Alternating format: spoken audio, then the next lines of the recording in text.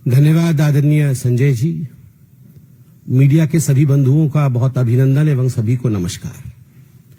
आज सुबह से जब हम मीडिया देख रहे हैं, अखबार पढ़ रहे हैं और टीवी देख रहे हैं तो मुख्यतः दो समाचार, दो खबरें सुर्खियों पर हैं।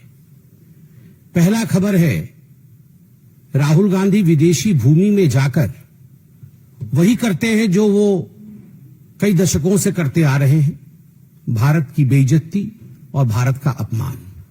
अमेरिका में राहुल गांधी ने भारत का अपमान किया है। ये कोई नई बात नहीं है, पहली बात नहीं है, ये एक सुर्खी है आज की। इस पर हम विस्तार से बात करेंगे। और दूसरी बड़ी खबर है कि आज से कांग्रेस के तमाम बड़े नेता चोर मचाए शोर, ये देश के भिन्न भिन्न भागों में जाकर आज से प्रेस कॉन्फ्रेंस करेंगे मां बेटे को बचाने के लिए। जो ईडी ने सोनिया जी और राहुल जी को नामांकित किया है, बाय नेम मेंशन किया है अपने चार्जशीट में, उन दोनों के खिलाफ जो कार्यवाही हो रही है कोर्ट में, अभी सुनवाई है 25 तारीख को, और आगे जो कार्यवाही होने की संभावनाएं हैं, दोनों जेल जा सकते हैं और जाना भी चाहिए। जब देश को लूटा है तो जेल जाएंगे ही। वैसे में पूरे देश में एक माहौल बनाने का, एक अशांत माहौल बनाने का प्रयास कांग्रेस पार्टी करेगी। आज इन दोनों विषयों पर विस्तार से बात करेंगे। राहुल गांधी ने अमेरिका में किस प्रकार से भारत और इलेक्शन कमीशन को बदनाम करने की कोशिश की, मैं उस विषय पर आऊं, मगर उससे पहले मैं राहुल गांधी जी को एक बात स्पष्ट रूप से कहना चाहता हूं और देशवासियों को भी कहना चाहता हूं कि जो व्यक्ति और इनकी माताश्री 50,000 के मुचलके पर बेल पर बाहर हो, वो जाकर विदेश की धरती पर हिंदुस्तान को अपमानित करे और उन्हें लगता हो कि लोग उस पर विश्वास करेंगे, तो वो उनका भ्रम है। Those who are out on bail of 50,000 rupees, if they feel that they can destroy the image of this great democracy by speaking outside of this country, then they are totally on the wrong side of the line. आप सभी जानते हैं कि 2018 में जब मां बेटे को नेशनल हेराल्ड की केस में बेल मिला था, 50,000 रुपए की श्योरिटी पर दोनों को बेल मिला था। और जब ये बेल मिला था, उस समय एक जश्न भ्रष्टाचार बैंड बाजा के साथ मां बेटे बेल पाकर कोर्ट से अपने ऑफिस तक गए थे। तो उस समय भी हमने कहा था this is nothing but celebration of corruption, ये भ्रष्टाचार का जश्न है। और आज भी ब्लेटेंट जश्न मनाने की कोशिश कांग्रेस पार्टी कर रही है। मैं एजेएल के पूरे डिटेल में नहीं जाने वाला हूं, क्योंकि एजेएल और नेशनल हेराल्ड के केस को आप जानते हैं। हम लगभग अनेकों वर्षों से इसको लोकतांत्रिक तरीके से जनता के सामने रख रहे हैं कि किस प्रकार से मां और बेटे सोनिया गांधी और राहुल गांधी जी ने यंग इंडिया नामक एक कंपनी बनाई, जिसके कि 76% के दोनों स्टेक होल्डर थे।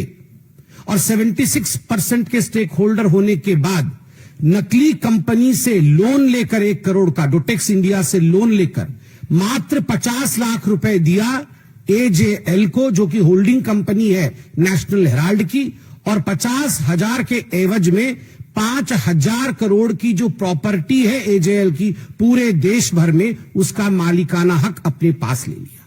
शांति भूषण, मार्कंडेय काटजू जैसे शेयर होल्डर को इससे दूर रखा गया, उन्होंने भी आपत्ति की थी। मगर विषय यह नहीं है जो कांग्रेस के खड़गे जी कह रहे हैं, चिदम्बरम जी आज कहने वाले हैं और कह भी रहे हैं कि ना कोई संपत्ति बेची गई, ना कोई संपत्ति वहां से हिला, तो कोई गड़बड़ी हुई कैसे? गड़बड़ी यूं हुई कि ईडी की चार्जशीट चिदम्बरम साहब पढ़े होंगे, वो पढ़ते तो हैं, मगर उन्होंने वो पोर्शन डिलीट कर दिया है। ईडी ने बहुत स्पष्ट रूप से कहा है कि ये जो प्रॉपर्टी है एजेएल की, चाहे वो बहादुर शाह जफर मार्ग पर हेराल्ड बिल्डिंग हो, चाहे वो लखनऊ में उनकी प्राइम लोकेशन पे प्रॉपर्टी हो, चाहे वो भोपाल में उनकी प्रॉपर्टी हो। कल माननीय अध्यक्ष जी हमारे आदरणीय जेपी नड्डा जी ने बहुत ही ल्यूसिड एंड सुंदर तरीके से हिमाचल प्रदेश में किस प्रकार से धांधलेबाजी चल रही है नेशनल हेराल्ड की, उस विषय को हिमाचल प्रदेश की भूमि पर ही रखा, चाहे हिमाचल प्रदेश की प्रॉपर्टी हो। इन सब प्रॉपर्टी, वो प्रॉपर्टी तो वही है, मगर ये प्रॉपर्टी को जरिया बना करके, इस प्रॉपर्टी को औजार बना करके प्रोसीड्स ऑफ क्राइम जनरेट किया जा रहा था। अब नेशनल हेराल्ड तो 2008 में छपना बंद हो गया, तो ये प्रोसीड्स ऑफ क्राइम कैसे बना, वहां से उगाई कैसे हुई? आप देखिए, एक बिल्डिंग है बहादुर शाह जफर रोड में, और एक अखबार वहां पहले छपती थी। तो इन्होंने क्या किया, बोगस एडवर्टाइजमेंट, हम नेशनल हेराल्ड में एडवर्टाइजमेंट देंगे और उस एवज में 38 करोड़ रुपया जो है ये मां बेटे ने ले लिया। 38 करोड़ रुपए मां बेटे ने लिया है बोगस एडवर्टाइजमेंट के लिए। क्या एडवर्टाइजमेंट? ना हम नेशनल हेराल्ड में एडवर्टाइजमेंट देंगे। और जब लिस्ट देखा ईडी ने तो किसका एडवर्टाइजमेंट है? कोई गुड्डू सिंह है, कांग्रेस पार्टी का कोई छोटा सा नेता है, और उसने बोला है मेरे बेटे के जन्मदिन की बधाई मैं दूंगा उस पेपर में। और किसी ने बोला है मैं सोनिया जी के जन्मदिन की बधाई दूंगा, उसके लिए मैं 50 लाख रुपए देता हूं। अरे जब पेपर ही छप नहीं रहा है तो एडवर्टाइजमेंट कहां दोगे? तो ये जो बोगस एडवर्टाइजमेंट है उसके नाम पर 38 करोड़ रुपया लिया है। ठीक उसी प्रकार बोगस डोनेशन कि हम नेशनल हेराल्ड के लिए डोनेशन देना चाहते हैं, और कई लोगों ने डोनेशन दिया है। एक बहुत बड़ी लिस्ट बना करके 18 करोड़ रुपए डोनेशन का जनरेट किया, मगर जब डोनर लिस्ट देखा गया तो लिस्ट ही नहीं है। किसने दिया भैया ये डोनेशन? तो अखबार ही नहीं छप रहा है तो काहे का डोनेशन? तो 18 करोड़ रुपए बोगस डोनेशन आपने लिया है। और बोगस एडवांस रेंट, बिल्डिंग है नेशनल हेराल्ड की बहादुर शाह जफर मार्ग पे, सबसे बड़ी बिल्डिंग है। हम रेंट लेंगे इस बिल्डिंग में, कल से हम यहां पर कॉमर्शियल एक्टिविटी शुरू करेंगे, यह करके लगभग अनेकों कंपनियों ने 38 करोड़ रुपए डोनेट कर, मतलब एडवांस रेंट दे दिया कि हम अगले महीने से वहां अपना कॉमर्शियल गतिविधि आरंभ करेंगे। मगर किसी प्रकार का कॉमर्शियल गतिविधि वहां नहीं है। जब चेकिंग किया गया तो ये जो 18 करोड़ रुपए का बोगस डोनेशन है, ये जो एडवांस रेंट है 38 करोड़ रुपए का, और जो 29 करोड़ का बोगस एडवर्टाइजमेंट है, ये सारे पैसे कहां गए? कुल मिलाकर के ईडी कहती है ये प्रोसीड ऑफ क्राइम्स जो है ये 988 करोड़ का है। ये 988 करोड़ का बोगस डोनेशन आखिरकार मां बेटे के जेब में गया है। तो मां बेटे को लगता है कि वो बच जाएंगे, तो गलत है। They are not going to be excused and they are not going to be saved. The law is going to take over and catch them. कानून के हाथ लंबे होते हैं, ये हमने सुना है, और होते ही है, ये नहीं छूटने वाले हैं। और यही फ्रस्ट्रेशन है, राहुल गांधी जी का यही फ्रस्ट्रेशन है कि आज वो विदेश की भूमि में जाकर भारत और भारत के महान लोकतंत्र को अपमानित कर रहे हैं, उसे बदनाम कर रहे हैं। बॉस्टन के ब्राउन यूनिवर्सिटी में उनका कोई लेक्चर होना है, वो लगभग 3 दिन की ट्रिप में यूएस पहुंचे हैं। और विडंबना देखिए, जब यूएस के उपराष्ट्रपति भारत में है, उस समय यूएस की भूमि में जाकर भारत को अपमानित और भारत के लोकतंत्र के खिलाफ कहना, यह आदत ऐसी ही है कांग्रेस पार्टी की। आप याद करिए, जब कॉमनवेल्थ हो रहा था उस समय भी यूएस में जाकर, और उस समय भारत में भारत के खिलाफ राहुल गांधी और उनके तमाम जो उनके नेतागण हैं वो कह रहे थे। राहुल जी अमेरिका में जाके इलेक्शन कमीशन को कॉम्प्रोमाइज्ड बताते हैं। वो कहते हैं कि महाराष्ट्र के चुनाव में जिस प्रकार का मतदान हुआ वो एक तरह से फर्जीवाड़ा था। महाराष्ट्र में भारतीय जनता पार्टी को और उनके अलाइज को जीतना नहीं था, और कहीं ना कहीं इलेक्शन कमीशन ने हमारे साथ समझौता किया। मैं राहुल जी से पूछना चाहता हूं, राहुल जी, झारखंड भी तो उसी समय चुनाव हुआ था, क्या आपने इलेक्शन कमीशन के साथ झारखंड में समझौता किया था? आप एक बार सोरेन जी से पूछिए, क्या उन्होंने समझौता किया था इलेक्शन कमीशन से? प्रियंका वाड्रा उसी चुनाव में जो बाई इलेक्शन हुए थे, उसी समय उसी कालखंड में जो बाई इलेक्शन हुए थे, उस बाई इलेक्शन में वो जीत के सदन में आई पैलेस्टाइन का बैग टांग करके। आप बताइए, क्या प्रियंका वाड्रा ने रॉबर्ट वाड्रा की मध्यस्थता से इलेक्शन कमीशन के साथ कोई कॉम्प्रोमाइज किया तभी उसकी जीत हुई, या वो अपने मेहनत पर जीत कराई? आप ये बताइए कि 240 सीट जब भारतीय जनता पार्टी को विगत लोकसभा 2024 के लोकसभा में जब हमें 240 सीट और आपको 99 सीट मिली, तो आपने पूरे देश में और सदन में भी ढिंढोरा पीटा कि ये भारतीय जनता पार्टी की हार है और ये कांग्रेस पार्टी की जीत है। तो was the election commission compromise then? आपने ये जो जश्न मनाया था, क्या हम कॉम्प्रोमाइज थे? और ठीक उसी प्रकार महाराष्ट्र में लोकसभा में हमें 9 सीटें मिली और आपके गठबंधन को हमसे अधिक मिली थी। तो was the election commission compromise then by you? केवल इतना ही नहीं, आपने सामने बैठा करके सदन में अयोध्या सीट हम हार गए, इस प्रकार से आपने पूरा सेलिब्रेशन किया। क्या इसके पीछे आपका किसी प्रकार का कॉम्प्रोमाइज था इलेक्शन कमीशन के साथ? किस प्रकार से यह संभव हुआ? क्योंकि भारत में आज फ्री एंड फेयर इलेक्शन होता है, भारत में आज सजीव लोकतंत्र है, इसी कारण यह संभव हुआ।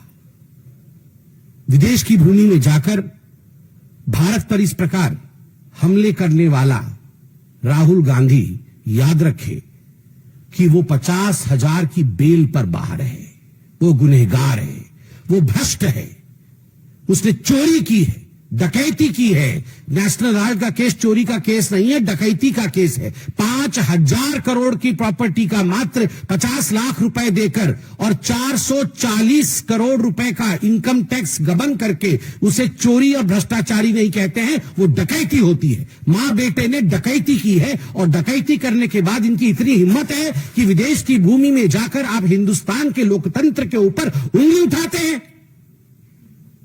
राहुल गांधी, आपसे नहीं हो पाएगा हिंदुस्तान में राजनीति, तो जाकर के किसी और देश से चुनाव लड़िए, मगर जिस थाली में खाते हैं अगर उस थाली में आप छेद करेंगे तो आप देशद्रोही कहलाएंगे। You are traitor. Rahul Gandhi traitor हैं, केवल इसलिए नहीं क्योंकि विदेश की भूमि में जाकर देश की संस्थाओं का अपमान करते हैं और देश के लोकतंत्र को हीन बताते हैं, वो इसलिए भी ट्रेटर हैं क्योंकि देश की संपत्ति का करोड़ों करोड़ रुपए नेशनल हेराल्ड के माध्यम से उन्होंने गबन किया है और केवल अपने सहूलियत के लिए, अपने आराम के लिए गबन किया है। और याद रखिए राहुल गांधी, आप और आपकी माताश्री बचने वाली नहीं है।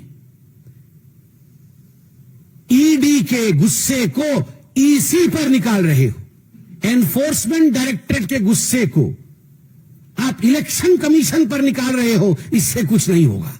2 दिन आप पन्नों पे छपोगे, अखबारों में आओगे, मगर ईडी आपको छोड़ेगी नहीं, क्योंकि तथ्य के आधार पर एजेंसीज काम करते हैं और तथ्य ओपन एंड शट केस का है। यह जो नेशनल हेराल्ड का केस है, ये ओपन एंड शट केस है जिसमें मां बेटे ने लूट मचाई है और आपको इसमें छोड़ा नहीं जाएगा। प्रोसीड्स ऑफ क्राइम के साथ आप पकड़े जाएंगे और आप जेल के पीछे जाएंगे। बहुत बहुत धन्यवाद। कोई प्रश्न हो तो अवश्य पूछे। दूरदर्शन संदीप जी, राहुल गांधी जब पहले लीडर ऑफ अपोजिशन नहीं थे लोकसभा में, तब भी उन्होंने विदेश में इस तरह के जाकर भारत के विरोध में सी बातें कही थी, संस्थाओं पर सवाल उठाए थे। अब वो लीडर ऑफ अपोजिशन भी है, तो क्या उसकी गरिमा का ध्यान में रखकर बीजेपी किस तरह से काउंटर करेगी? आप इसका अनुमान तो कर ही नहीं, लेकिन क्या कोई और आप कदम उठाएंगे राहुल भविष्य में इस तरह का करेंगे? देखिए, वो लीडर विथ नो पोजीशन है। आप कह रहे हैं लीडर ऑफ अपोजिशन है, मगर व्यवहार देख के तो लगता है लीडर विथ नो पोजीशन है। अपने पार्टी के अंदर भी पोजीशन नहीं है। आप पूछ लीजिए जाके कांग्रेस वालों से, वो खुद बता देंगे आपको, व्यक्तिगत रूप से बता देंगे राहुल गांधी क्या है। और आप पूछ लीजिए देश की जनता से, जनता तो वोट देकर बता रही है कि is no leader with opposition. जिसके पास काबिलियत नहीं है वो अनफिट है, पॉलिटिकली अनफिट है। Politically unfit man always takes the crutches of allegations which are false to prove that he is a leader.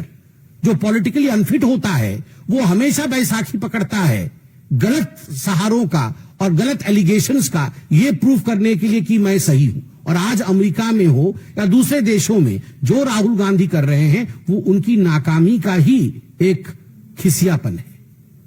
दीपक चौबे।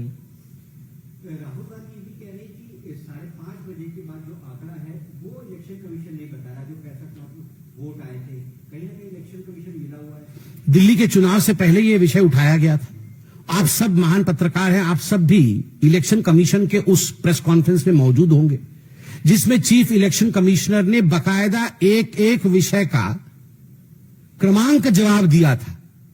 मैं इलेक्शन कमीशन के आधार पर जवाब नहीं दे सकता क्योंकि मैं एक पॉलिटिकल पार्टी हूं, मगर वेबसाइट पर और आज भी आप अगर गूगल करेंगे तो जवाब आपको स्वयं मिल जाएगा।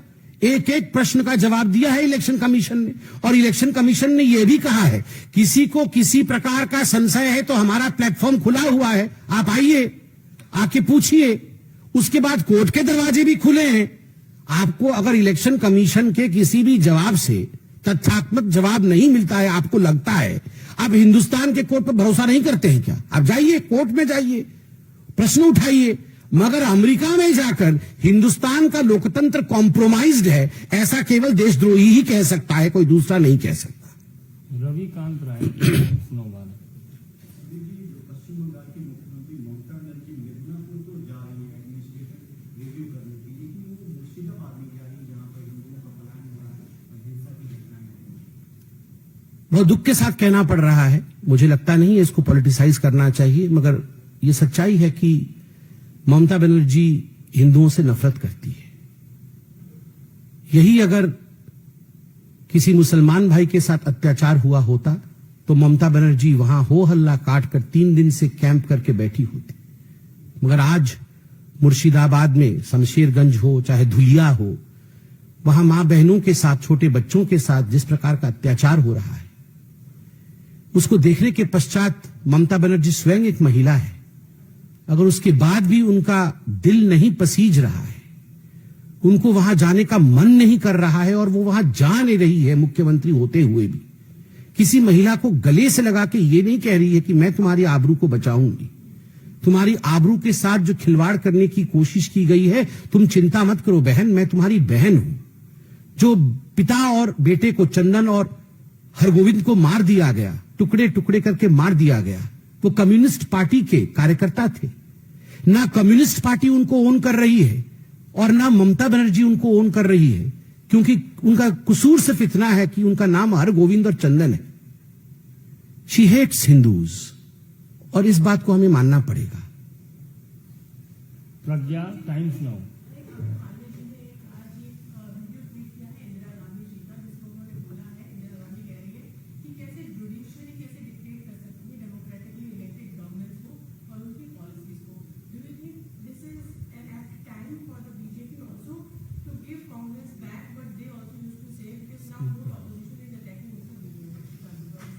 See, as far as judiciary is concerned, we firmly maintain the stand of Bharatiya Janata Party that there are clear division of power in the Constitution of India and every institution respects the other institution in this beautiful democracy of ours. So no comment on the judiciary of India. It's a very good system in India that is in place and we'll all work together for the betterment of this country. That is all. Ankit Gupta ABP.